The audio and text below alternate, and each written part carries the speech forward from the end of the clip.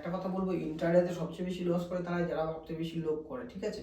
Intraday ট্রেডিংয়ে সবচেয়ে বেশি লসই হয় তাদের, ঠিক আছে, যারা বেশি লোভ করে। কারণ ইন্টারডে ট্রেডিংয়ে খুব কমন একটা জিনিস, তুমি মার্কেট অ্যানালাইজ করবে, কোনো একটা কোম্পানির স্টকে পার্টিকুলারলি ডে কিনবে, আজকে কিনেছো আজকে বিক্রি করবে, সেটা খুব ভালো, ঠিক আছে। সে লাভ হোক বা লস হোক তোমার অ্যানালাইজের উপরে ছেড়ে দেবে, আর সেটাকে হোল্ড করতে যাবে না, কারণ 3:30 পর মার্কেট ক্লোজ হলে পুরো ক্যাপিটালটাই তোমার চলে যাবে। আর ইন্টারডে ট্রেডিংয়ে আমার সব থেকে জানা যেটা, ঠিক আছে, মানুষ বেশি লস করে, তারা বেশি মানে লোভ করে ফেলে ইন্টারডে ট্রেডিংয়ে, এগুলো করবে না ভাই, ঠিক আছে। হ্যালো বন্ধুরা, আজকে চলে এসেছি নতুন একটা ভিডিও নিয়ে। তো ভিডিওটার টপিক হচ্ছে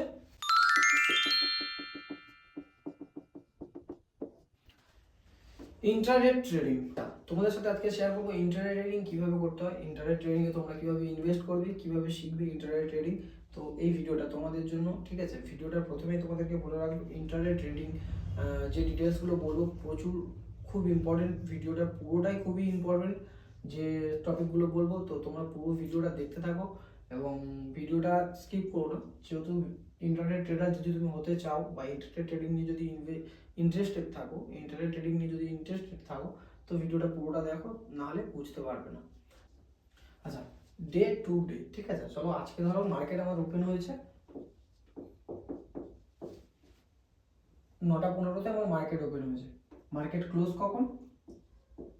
3:30। ওকে, এবার দেখো মার্কেট ওপেন হয়েছে 9:15-তে, মার্কেট ক্লোজ হয়েছে 3:30-এ, এবং এটা হলো ইন্টারনেট ট্রেডিং এর মধ্যেই আসছে। ধরো আজকে 9:15-তে মার্কেট খুলেছে, তুমি মার্কেটে একটা কোম্পানি স্টক দেখেছো যেটা তুমি কিনতে চাইছো। তো একটা কোম্পানি স্টক, যেমন এক্সাম্পল দিচ্ছি, যেমন ধরো টাটা কোম্পানি, ঠিক আছে। টাটা কোম্পানির একটা শেয়ারের দাম যাচ্ছে এখন ধরো 270, ঠিক আছে।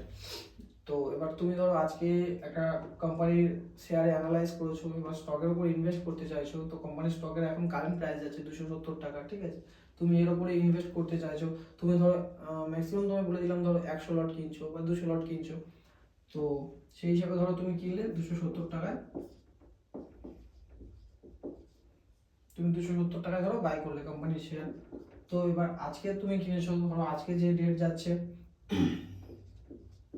25/12/25, তো আজকের ডেট যাচ্ছে 25/12/25। আজকে সকালবেলা 9:15-তে তুমি অ্যানালাইজ করেছো, 10:15 বা 11টাতে তুমি ট্রেড নিয়েছো, ঠিক আছে। টাটা কোম্পানির শেয়ারে তুমি নিয়েছো 100 লট, কোম্পানির শেয়ারের দাম যাচ্ছিল 270 টাকা, তুমি এখন হোল্ড করবে। ওকে,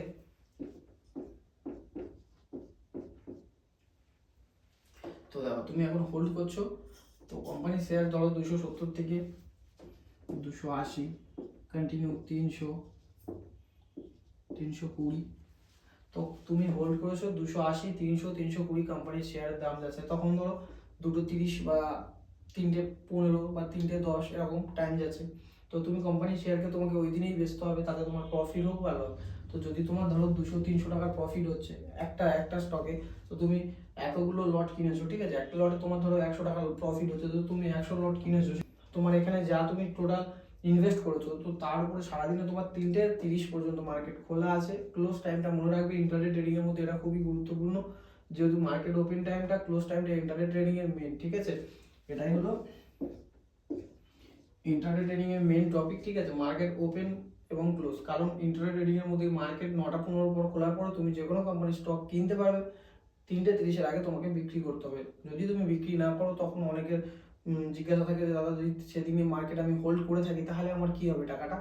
তো যদি ইন্টারনেট ট্রেডিং এ তোমার মাইনাসে থাকে, স্টকটা অনেক ডাউনে চলে যায়, তো তোমার যখন 3:30 হয়ে যাবে, কোম্পানি অটোমেটিকই তোমার ট্রেডকে কেটে দেবে, ঠিক আছে, ক্যান্সেল করে দেবে। আর তুমি যত টাকার ট্রেড নিয়েছো বা যতগুলো কোয়ান্টিটি নাও সবই চলে যাবে, ঠিক আছে।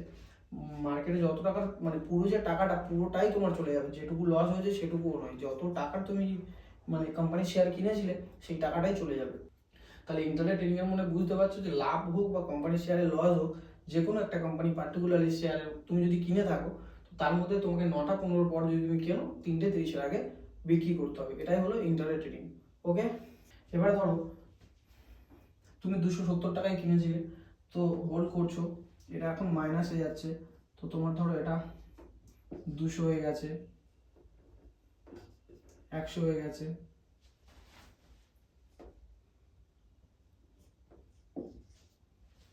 50 হয়ে গেছে, ঠিক আছে। ধরো তুমি কেনার পরে কোম্পানি শেয়ার ডাউন হয়ে গেছে, 200 হয়ে গেছে, 270 টাকায় কিনেছিলে 100টা কোয়ান্টিটি, তো হোল্ড করতে করতে তোমার 200, 150 হয়ে গেছে, ঠিক আছে। এবার তুমি কোম্পানি শেয়ারকে হোল্ড করছো, তো তখন ধরো তোমার মার্কেটে টাইম যাচ্ছে, কারেন্ট টাইম যাচ্ছে ধরো 2টো।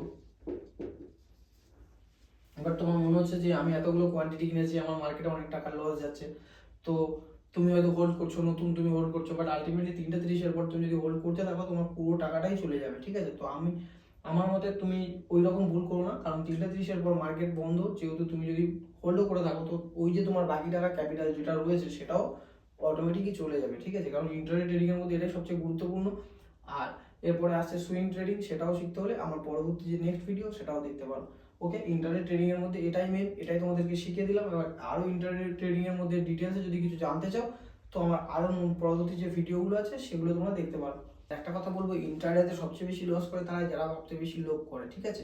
ইন্টারনেট ট্রেডিং এ সবচেয়ে বেশি লসই হয় তাদের, ঠিক আছে, যারা বেশি লোভ করে। কারণ ইন্টারনেট ট্রেডিং এ খুব কমন একটা জিনিস, তুমি মার্কেট অ্যানালাইজ করবে, কোনো একটা কোম্পানি স্টকে পার্টিকুলারলি ডে কিনবে, আজকে কিনেছো আজকে বিক্রি করবে, সেটা খুব ভালো, ঠিক আছে। সে লাভ হোক বা লস হোক তোমার অ্যানালাইজের উপরে ছেড়ে দেবে, বাট সেটাকে হোল্ড করতে যাবে না, কারণ 3:30 পর মার্কেট ক্লোজ হলে পুরো ক্যাপিটালটাই তোমার চলে যাবে।